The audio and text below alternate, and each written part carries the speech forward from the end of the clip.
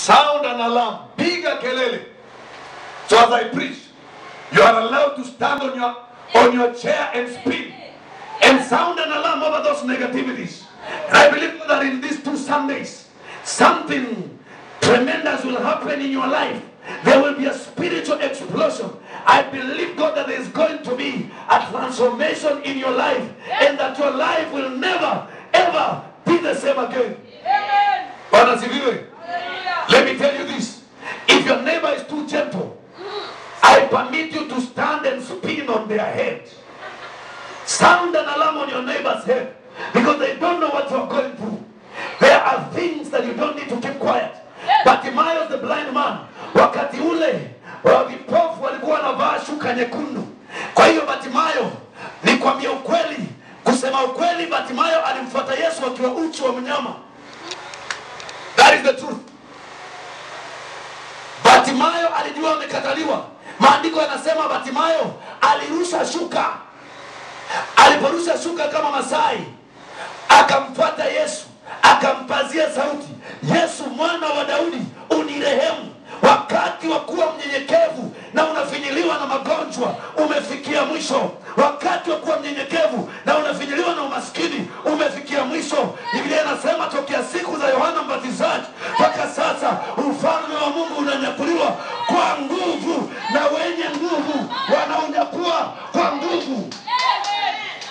Lazima uanze kutumia futo za kiroho. Lazima ufanye ghasia katika ulimwengu wa kiroho. Umeonewa, umechukiwa, umelemewa, umeketiwa na magonjwa, maradhi yamekuketia, fitina na chuki zimekutesa, zimekusimanga, zimekusukuma ukutani, na wewe unakaa tu hapo unasema hiki kisukari chetu, hiki kisukari chetu. Mtumishi wa Mungu katika nyumba hii usema kisukari si chako, kisukari ni cha miwa. Patia miwa. Yeyote aliye chini ya sauti yangu aliye na laana ya ukoo, na iamuru laana ya ukoo ivunjike katika jina la Yesu Kristo wa Nazareti. Na amuru kila laana ya ukoo chini ya sauti yangu ikavunjike katika jina la Yesu Kristo wa Nazareti. Yote aliye chini ya sauti yangu aliyefungwa kwa njia moja au nyingine, natangaza kufunguliwa kwako katika jina la Yesu Kristo wa Nazareti. Zantele kaska. Zantele kaska. Zikaya na rimashika. Zantele kaska. Zantele kaska. Zantele kaska. Zikaya na rimashika. Yanto robo saka. Zantele kaska. Zantele kaska. Change is coming. Change is coming. I hear the Lord say change is coming. I hear the Lord say change is coming. I hear the Lord say change is coming. Nasikia Bwana akisema mabadiliko yanakuja. Mabadiliko yanakuja katika boma la mtu. Mabadiliko yanakuja katika jamii ya mtu. Lakini lazima ujiandae. Prepare to meet with your maker. Zante le kaska. Zante le kaska. Zante le kaska. Zante le kaska. Zikaya na rimashika. Zante le kaska. Zikaya na rimashika. I am the Lord, I change not. That is why you sons of men are not consumed. I am the Lord, I change not. That is why you sons of men are not consumed. Amen. Your preparation in the things of God matters a great deal. Yes. Your preparation in your Christian walk matters a great deal. Yes. Time of sitting down like a cabbage is over. Amen. You must begin to sound the alarm. You must begin to rise up in the wee hours of the night and declare who you are. Yes. Isaiah 52 and verse 3. You are sold for nothing. You will be redeemed without money. Yes. Read it in your own time. Isaiah 52 and verse 3. You are sold for nothing. Uliuzwa bila chochote, utakombolewa bila pesa.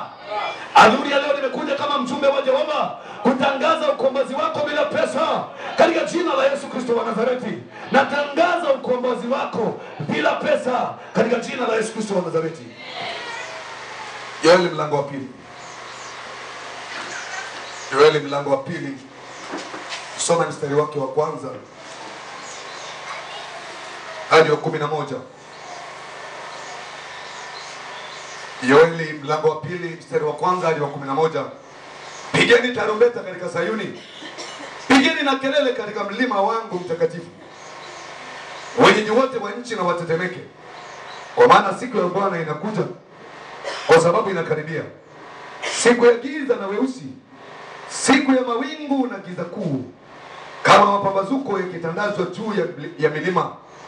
Hao ni wakuu tena wenye nguvu, mfano wao kuwako kamwe, wala utakuwako baada hao, hata katika miaka ya vizazi vingi. Moto unakula mbele yao, na nyuma yao miali ya moto inateketeza. Hiyo nchi inafanana na bustani ya Adeni mbele yao, na nyuma yao imekuwa jangwa tupu. Naam, hakuna aliyeokoka asipatikane nao. Kuonekana kwao ni kama kuonekana kwa farasi, na kama wapanda farasi ndivyo wanavyopiga mbio. Kama mshindo wa magari ya vita juu ya vilele vya milima, ndivyo warukavyo. Kama mshindo wa miali ya moto ilapo mabua makavu, kama mashujaa waliopangwa tayari kwa vita. Mbele yao watu wanahangaika, nyuso zote zimegeuka kuwa nyeupe kwa hofu. Hupiga mbio kama mashujaa, hupanda ukuta kama watu wa vita. Nao huendelea mbele kila mmoja katika njia zake, wala hawapotoshi safu zao, wala hapana mmoja amsukumaye mwenzake. Huendelea mbele kila mmoja katika njia yake, hujifanyizia njia kwa nguvu kati ya silaha, wala hawaachi kuifuata njia yao. Hurukia mji, hupiga mbio juu ya ukuta, hupanda na kuingia ndani ya nyumba, kuingia madirishani kama ingiapo mwivi. Nchi inatetemeka mbele yao, mbingu zinatetemeka, jua na mwezi hutiwa giza, na nyota huacha kuangaza. Naye Bwana anatoa sauti yake mbele ya jeshi lake, maana matuo yake ni makubwa sana. Kwa maana yeye ni hodari, atekelezaye neno lake. Kwa kuwa siku ya Bwana ni kuu, yenye kitisho sana, naye ni nani awezaye kuistahimili? Bwana Yesu asifiwe. Bwana Yesu asifiwe. Kwa neema ya Mungu akiniruhusu adhuhuri ya leo, nitakwama kwa mstari wa kwanza. Leo Jumapili ijayo nitaanza mstari wa 2 hadi mstari wa 7. Bwana Yesu asifiwe. Bwana Yesu asifiwe. Biblia inatuambia katika mstari wa kwanza, pigeni tarumbeta katika Sayuni. Biblia ya Kiingereza inasema, blow ye the trumpet in Zion. Pigeni tarumbeta katika Sayuni. Unisikiza kama sana adhuhuri ya leo. Tarumbeta ni chombo cha muziki. Wacha nitumie mfano wa hii vuvuzela. Tarumbeta ni chombo ambacho Mungu ameandaa. Kila mara tarumbeta takatifu. Unajua kuna tarumbeta zingine zinapigwa mahali ambapo si patakatifu. Kwa hivyo usifikirie tu kila tarumbeta itapigwa. Kila mara tarumbeta iliyowekwa wakfu ili itumike kwa kazi ya Bwana, kila mara inapopigwa ina malengo ya kulete uhuru. Adhuhuri ya leo Mungu ataniruhusu niongee juu ya tarumbeta, na niongee juu ya pembe ya kondoo. Kuna tarumbeta ambayo kwa ufahamu wangu mimi naielewa kama mambo ya kidijitali ama chombo cha kidijitali. Zama zile Mungu aliambia makuhani watumie chombo kinachoitwa shofar. Shofar is a ram's horn. But listen to me. If you study the Hebrew history or the Jewish history, you will realize that the shofar was a ram's horn, but the ram was to be uncastrated.